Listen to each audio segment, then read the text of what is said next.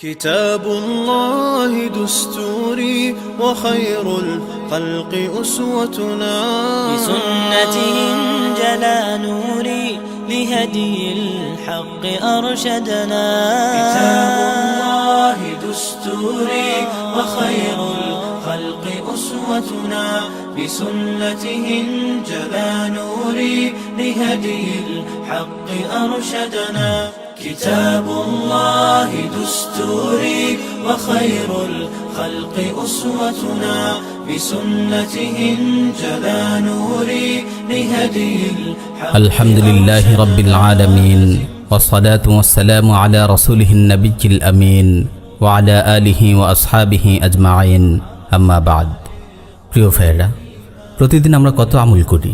সালাত, সিয়াম, সাদাকা, দাওয়া, তিলাওয়াত, আজকার। কিন্তু আমরা কি জানি আমাদের আমলগুলো আল্লাহ তাআলার দরবারে কবুল হচ্ছে কিনা? প্রিয় ভাই, আমাদের অবশ্যই মনে রাখতে হবে, দুটি আবশ্যিক শর্ত যতক্ষণ পূরণ করা হবে না, কোনো আমলই আল্লাহর কাছে গ্রহণযোগ্য হবে না। আমরা যদি চাই আমাদের ইবাদতগুলো আল্লাহর দরবারে কবুল হোক, তবে অবশ্যই আমাদের দুটি শর্ত পূরণ করতে হবে। প্রথম শর্ত হলো ইখলাসুন নিয়্যাতি লিল্লাহ, তথা নিয়তকে একমাত্র আল্লাহর জন্য খালিস করা, অর্থাৎ আমলটি একমাত্র আল্লাহর সন্তুষ্টির জন্য করতে হবে। দ্বিতীয় শর্ত হলো আল মুতাবাআতু লিনবিয়্যিহি সাল্লাল্লাহু আলাইহি ওয়াসাল্লাম, তথা রাসূলুল্লাহর অনুসরণ, অর্থাৎ আমলটি অবশ্যই সুন্নত মোতাবেক হতে হবে।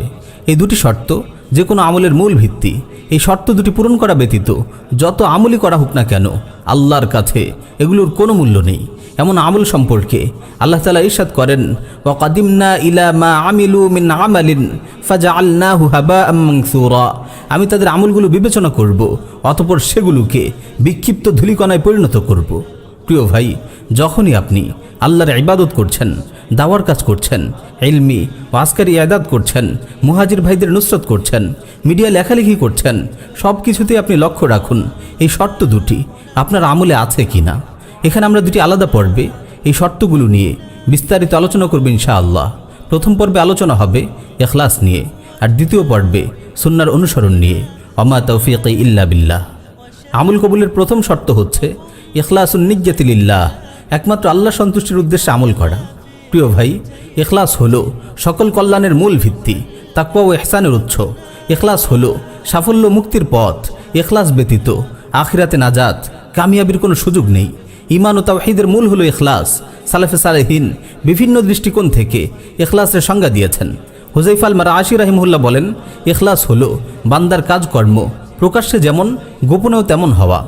হাওয়াজিন আল-কুশাইরি রাহিমাহুল্লাহ বলেন, ইখলাস হলো কেবল আল্লাহর জন্য ইবাদত করা, ইবাদতের মাধ্যমে কেবল আল্লাহর নৈকট্য অর্জনের প্রত্যাশা করা, অন্য কোনো দুনিয়াবী উদ্দেশ্য না থাকা, যেমন অন্যকে দেখানো, মানুষের প্রশংসা লাভ, খ্যাতির লোভ ইত্যাদি।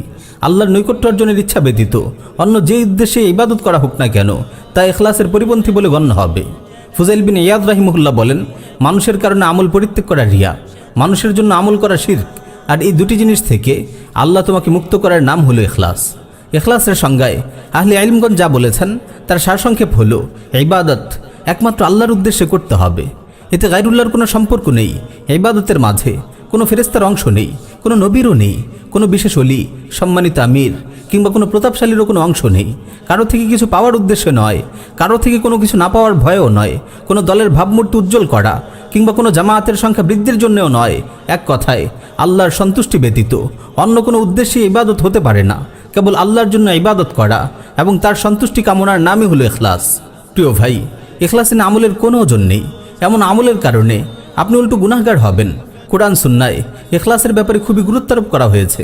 শেখ আব্দুল্লাহ আবু বাতিন রাহিমাহুল্লাহ বলেন, কথা ও কাজে ইখলাস শর্ত হওয়ার ব্যাপারে কিতাবুল্লাহ, সুন্নাতে রাসূল ও ইজমায়ে উম্মতের দলিল একেবারে স্পষ্ট। কোরআনের আলোকে ইখলাস। পবিত্র কোরআনুল কারীমে সুস্পষ্ট ভাষায় ইখলাসের সঙ্গে ইবাদত করার নির্দেশ দেওয়া হয়েছে। আল্লাহ তাআলা বলেন, ওয়ামা উমিরু ইল্লা লিয়াবুদুল্লাহ মুখলিসিনা লাহুদ্দিন হুনাফা। তাদের কেবল এই আদেশই করা হয়েছিল যে দিনকে কেবল আল্লাহর জন্যই নিবেদিত করে ইখলাসের সাথে তারা আল্লাহর ইবাদত করবে।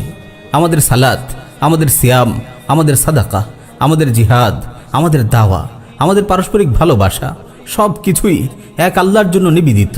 এই ইখলাসের শিক্ষাই চমৎকারভাবে ফুটে উঠেছে রাসূল সাল্লাল্লাহু আলাইহি ওয়াসাল্লামের প্রতি আল্লাহর এই সম্বোধনে, কুল ইন্না সালাতি ওয়া নুসুকি ওয়া মাহইয়ায়া ওয়া মামাতি লিল্লাহি রাব্বিল আলামিন লা শারীকা লাহ ওয়া বিযালিকা উমিরতু আনা আউয়ালুল মুসলিমিন।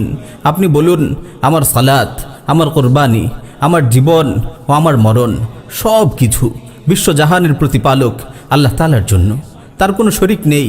আমাকে এই আদেশই দেওয়া হয়েছে এবং আমি প্রথম মুসলিম। কুরআন নাজিলের উদ্দেশ্য হলো আল্লাহর বান্দারা যেন ইখলাসের সঙ্গে তারা ইবাদত করে। আল্লাহ তাআলা বলেন, ইন্না আনজালনা ইলাইকাল কিতাবা বিল হক ফা'বুদিল্লাহা মুখলিসাল লাহুদ্দিন। আমি আপনার নিকট এই কিতাব সত্য সহ নাজিল করেছি, সুতরাং আপনি ইখলাস ও নিষ্ঠার সঙ্গে আল্লাহর ইবাদত করুন। এবার আমরা রাসূল সাল্লাল্লাহু আলাইহি ওয়াসাল্লামের সুন্নাহ থেকে ইখলাসের ব্যাপারে জানব। সহিহ বুখারী ও মুসলিমে বর্ণিত হয়েছে, হযরত ওমর রাদিয়াল্লাহু তাআলা আনহু বলেন, আমি রাসূল সাল্লাল্লাহু আলাইহি ওয়াসাল্লামকে বলতে শুনেছি, ইন্নামাল আ'মালু বিন্নিয়াহ ওয়া ইন্নামা লিইমরিইম মা নাওয়া ফামান কানাত হিজরাতুহু ইলাল্লাহি ওয়া রাসূলিহি ফাহিজরাতুহু ইলাল্লাহি ওয়া রাসূলিহি ওয়া মান কানাত হিজরাতুহু লিদুনিয়া ইউসিবুহা আও ইমরাআতিন ইয়াতাযাওয়াজুহা ফাহিজরাতুহু ইলা মা হাজারা ইলাইহি। সমস্ত কাজ নিয়তের উপর নির্ভরশীল, আর প্রত্যেক ব্যক্তি যা নিয়ত করেছে সে তাই পাবে। সুতরাং যে ব্যক্তি আল্লাহ তার রাসূলের উদ্দেশ্যে হিজরত করেছে, তার হিজরত আল্লাহ তার রাসূলের উদ্দেশ্যেই পরিগণিত হবে। আর যার হিজরত দুনিয়া অর্জন অথবা কোনো মহিলাকে বিয়ে করার বাসনায় হয়েছে, তবে তার হিজরত সে উদ্দেশ্যে বিবেচিত হবে যে উদ্দেশ্যে সে হিজরত করেছে। ফাইজুল কাদিরের গ্রন্থকার ইমাম মুনাওয়ি রাহিমাহুল্লাহ বলেন, এই হাদিসটি ইখলাসের দলিল ও মূল ভিত্তি। এটি রাসূল সাল্লাল্লাহু আলাইহি ওয়াসাল্লামের জাওয়ামিউল কালিম তথা সর্বমর্মী বচনসমূহের অন্যতম। এর মর্ম এতটাই ব্যাপক যে কোনো আমলই এর বাইরে নেই। সহিহ মুসলিমে হযরত আবু হুরায়রা রাদিয়াল্লাহু তাআলা আনহুর সূত্রে বর্ণিত একটি হাদিসে কুদসিতে এসেছে, আল্লাহ তাআলা বলেন, আনা আগনা শুরাকাই আনিশ শিরকি মান আমিলা আমালান আশরাকা ফীহি মাইয়া গায়রি তারাকতুহু ওয়া শিরকাহু। আমি শরীকদের শিরক থেকে সম্পূর্ণ অমুখাপেক্ষী। সুতরাং যে ব্যক্তি কোনো আমল করে এবং তাতে আমি ছাড়া অপর কাউকে শরীক করে, তবে আমি তাকে ও তার শিরকি কাজকে প্রত্যাখ্যান করি। ইমাম নববী রাহিমাহুল্লাহ এই হাদিসের ব্যাখ্যায় বলেন, আল্লাহ তাআলা অংশীদারিত্ব থেকে সম্পূর্ণ পবিত্র। যে আমলে গায়রুল্লাহকে শরীক করা হয় তা কবুল করা হয় না, বরং সেটি ওই গায়রুল্লাহর জন্য রেখে দেওয়া হয়। এখান থেকে উদ্দেশ্য হলো রিয়া ও লোক দেখানো আমলে কোনো সওয়াব তো নেই, বরং উল্টো গুনাহ হবে।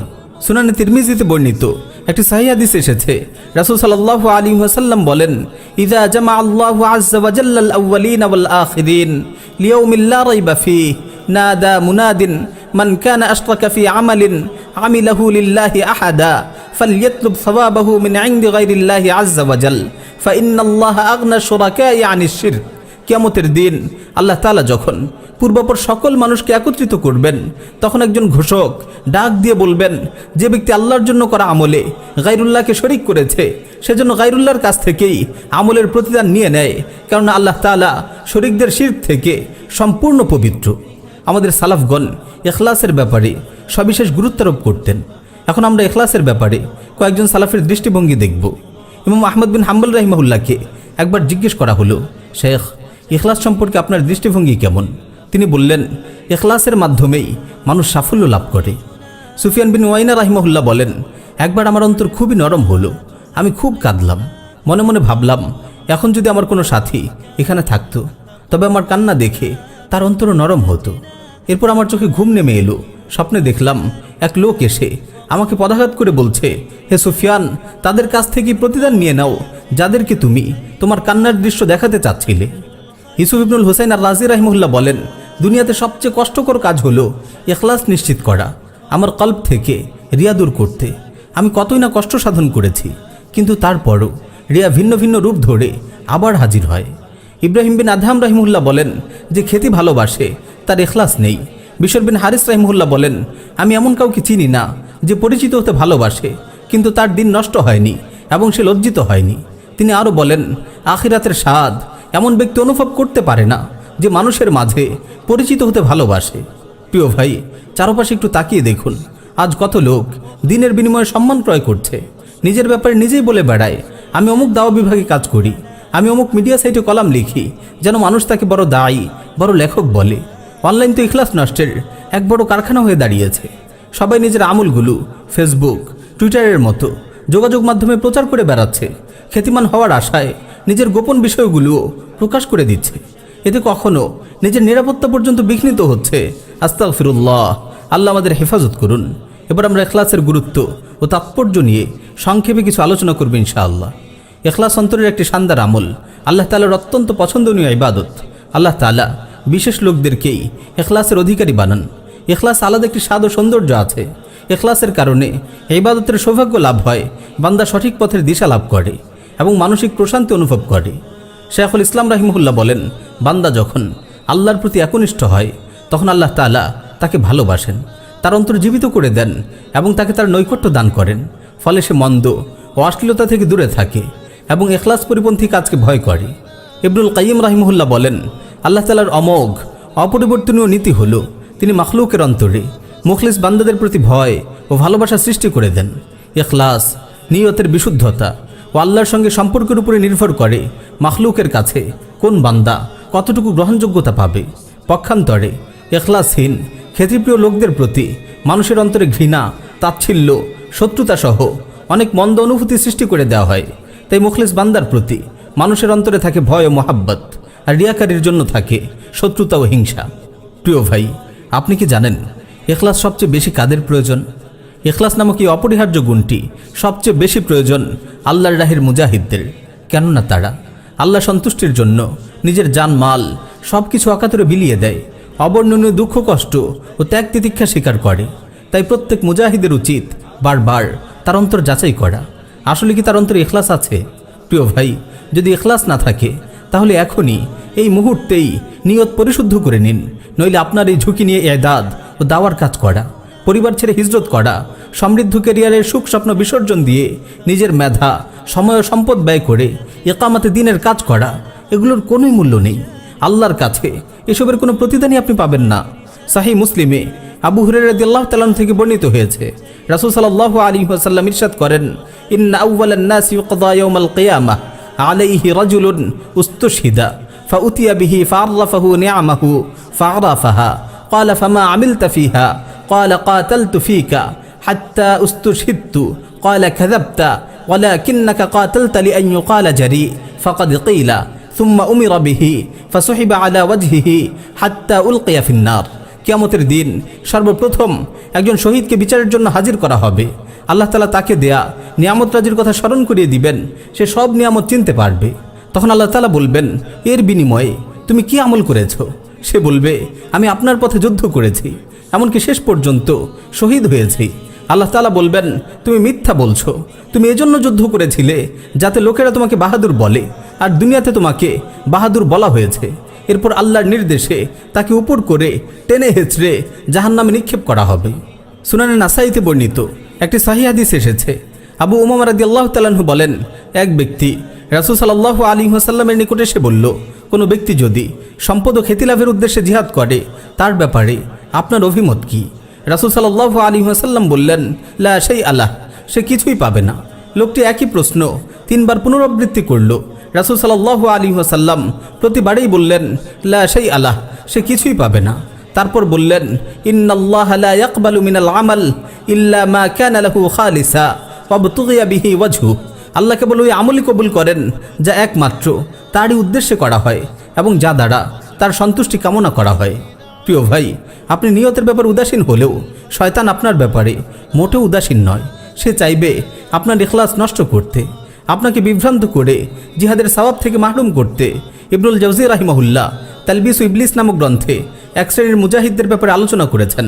সাবধান, আপনি যেন তাদের অন্তর্ভুক্ত না হয়ে যান। তিনি বলেন, শয়তান অনেক মানুষকে প্ররোচিত করে এভাবে জিহাদে বের করে যে তাদের নিয়ত হয় অহংকার ও লৌকিকতা, যেন মানুষ বলে অমুক্ত গাজী। কখনো কখনো উদ্দেশ্য থাকে মানুষ তাকে বীর বলবে, কখনো আবার গনিমতের আশায় তারা জিহাদে গমন করে, আর সকল আমলই নিয়তের উপর নির্ভরশীল। সুতরাং এই আলোচনার পর আপনার মাঝে এই আগ্রহ সৃষ্টি হওয়া চাই যে আপনার জিহাদ হবে প্রবৃত্তির কামনা থেকে মুক্ত, খ্যাতি বা সুনামের চাহিদা থেকে পবিত্র।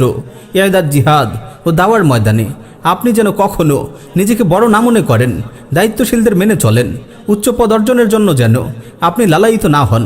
যে দায়িত্বে আপনার উপর অর্পিত হয় তাই যেন ইখলাস ও নিষ্ঠার সঙ্গে সম্পাদন করেন। টাকা পয়সার লোভ যেন আপনাকে খেয়ানতে লিপ্ত করতে না পারে। ক্ষমতা, দাপট, সম্মান লাভের লালসা যেন আপনার কুরবানিকে বরবাদ না করে। সর্ব অবস্থায় আপনার জিহাদ যেন হয় শুধুমাত্র আল্লাহর জন্য। কুল ইন্না সালাতি ওয়া নুসুকি ওয়া মাহইয়ায়া ওয়া মামাতি লিল্লাহি রাব্বিল আলামিন লা শারীকা লাহু ওয়া বিযালিকা উমিরতু ওয়া আনা আউয়ালুল মুসলিমিন। আপনি বলুন, আমার সালাত, আমার কুরবানি, আমার জীবন ও আমার মরণ সব কিছু বিশ্বজাহানের প্রতিপালক আল্লাহ তাআলার জন্য। তার কোনো শরীক নেই, আমাকে এই আদেশই দেওয়া হয়েছে এবং আমি প্রথম মুসলিম। ইখলাসের বিপরীত হলো রিয়া। রিয়া মানে লৌকিকতা, লোক দেখানো মানসিকতা ও সম্মান অর্জনের লোভ। ইবাদতের মাধ্যমে মানুষের সন্তুষ্টির আশা করাকে রিয়া বলে। রিয়াকে রাসূল সাল্লাল্লাহু আলাইহি ওয়াসাল্লাম শিরকে খাফি বা গোপন শিরক বলে আখ্যায়িত করেছেন। সাহিহ বুখারীতে এসেছে, রাসূল সাল্লাল্লাহু আলাইহি ওয়াসাল্লাম ইরশাদ করেন, মান সাম্মা আল্লাহু বিহি ওয়া মান ইউরাই ইউরাইল্লাহু বিহি। যে ব্যক্তি মানুষকে শোনানোর জন্য ইবাদত করে, আল্লাহ এর বিনিময়ে তার মানুষকে শোনানোর উদ্দেশ্য প্রকাশ করে দেবেন। আর যে মানুষকে দেখানোর জন্য ইবাদত করে, আল্লাহর বিনিময়ে তার মানুষকে দেখানোর উদ্দেশ্য প্রকাশ করে দিবেন। খাত্তাবী রাহিমাহুল্লাহ এই হাদিসের ব্যাখ্যায় বলেন, যে ব্যক্তি ইখলাসবিহীন কোনো আমল করে, মানুষকে দেখানোর জন্য বা শোনানোর জন্য ইবাদত করে, আল্লাহ তাআলা তার মনোবৃত্তি মানুষের সামনে প্রকাশ করে দিয়ে তাকে অপদস্থ করেন। কেউ কেউ এর ব্যাখ্যায় বলেছেন, যে ব্যক্তি মানুষের কাছে সম্মান পাওয়ার জন্য আমল করে, আল্লাহ সন্তুষ্টির উদ্দেশ্যে আমল করে না, আল্লাহ তাআলা তাকে তার উদ্দিষ্ট মানুষের নিকট খ্যাতিমান করেন ঠিকই, তবে আখিরাতে সে কোনো সওয়াব পায় না। এ সম্পর্কে আল্লাহ তাআলা বলেন, মান কানা ইউরিদুল হায়াতাদ দুনিয়া ওয়া যিনাতাহা নুওয়াফি ইলাইহিম আ'মালাহুম ফিহা ওয়া হুম ফিহা লা ইউবখাসুন উলাইকাল্লাযীনা লাইসা লাহুম ফিল আখিরাতি ইল্লান নার ওয়া হাবিতা মা সানাউ ফিহা ওয়া বাতিলুম মা কানু ইয়ামালুন। যারা শুধু পার্থিব জীবন ও এর ঐশ্বর্য কামনা করে, আমি তাদের কৃতকর্মগুলোর ফল দুনিয়াতেই দিয়ে দিই, তাদের জন্য কিছুই কম করা হয় না। ওদের জন্য আখিরাতে জাহান্নাম ছাড়ার কিছুই নেই। দুনিয়াতে তারা যা কিছু করেছে তা নিষ্ফল হয়েছে এবং যে আমল তারা করত তা বাতিল বলে পরিগণিত হয়েছে। প্রিয় ভাই, আপনি কিভাবে বুঝবেন আপনার আমলে ইখলাস আছে? কিভাবে বুঝবেন আপনার অন্তরে রিয়া নেই? রিয়াকারীর কিছু আলামত আছে যেগুলো দ্বারা তাকে চেনা যায়। আলী রাদিয়াল্লাহু তাআলা আনহু বলেন, লিল মুরাই সালাসু আলামাতিন ইয়াকসালু ইযা কানা ওয়াহদা ওয়া ইয়ানশাতু ইযা কানা ফিন নাস ওয়া ইয়াজিদু ফিল আমাল ইযা উসনি আলাইহি ওয়া ইয়ানকুসু ইযা যুম্মা। রিয়াকারীর আলামত তিনটি। যখন সে একাকী থাকে তখন ইবাদতে অলসতা করে, যখন সে মানুষের মাঝে থাকে তখন আমলে খুব উদ্যম দেখায়, কোনো কাজের প্রশংসা করা হলে সেটি বাড়িয়ে দেয় এবং নিন্দা করা হলে সেটি কমিয়ে দেয়। এবার ভেবে দেখুন আপনার মাঝে এই আলামতগুলো আছে কিনা। আল্লাহ আমাদের রিয়া থেকে হেফাজত করুন। প্রিয় ভাই, আপনি রিয়া থেকে কিভাবে বাঁচবেন? অনেক সময় তো অনিচ্ছা সত্ত্বেও অন্তরে রিয়ার খেয়াল এসে যায়। এটি শয়তানের অনেক সূক্ষ্ম ষড়যন্ত্র। আল্লাহর রহমত ব্যতীত এই সূক্ষ্ম রিয়া থেকে বাঁচা সম্ভব নয়। ইমাম বুখারী রাহিমাহুল্লাহ সংকলিত আদাবুল মুফরাদ গ্রন্থে একটি সহিহ হাদিস এসেছে, রাসূল সাল্লাল্লাহু আলাইহি ওয়াসাল্লাম আবু বকর সিদ্দিক রাদিয়াল্লাহু তাআলা আনহুকে বলেন, ওয়াল্লাযী নাফসি বিয়াদিহি লাশিরকু আখফা মিন দাবিবিন নামল আলা আদুল্লুকা আলা শাইইন ইযা কুলতাহু যাহাবা আনকা কালিলুহু ওয়া কাসীরুহু ক্বালা আল্লাহুম্মা ইন্নী আউযু বিকা আন উশরিকা বিকা ওয়া আনা আ'লাম ওয়া আস্তাগফিরুকা লিমা লা আ'লাম। সেই সত্তার কসম যার হাতে আমার প্রাণ, শিরক পিপিলিকার পদধ্বনির চেয়েও সূক্ষ্ম। আমি কি তোমাকে এমন কোনো দোয়া শিখিয়ে দেব না যেটি পড়লে তোমার ছোট বড় সব শিরক দূর হয়ে যাবে? তুমি এই দোয়া পড়ো, আল্লাহুম্মা ইন্নী আউযু বিকা আন উশরিকা বিকা ওয়া আনা আ'লাম ওয়া আস্তাগফিরুকা লিমা লা আ'লাম। হে আল্লাহ, জেনে বুঝে আপনার সাথে শিরক করা থেকে আমি আপনার আশ্রয় কামনা করছি এবং আমার অজান্তে যে শিরক হয় তার জন্য ক্ষমা প্রার্থনা করছি। আল্লাহ তাআলা আমাদের সবাইকে আমল করার তৌফিক দিন। আমিন ইয়া রাব্বাল আলামিন।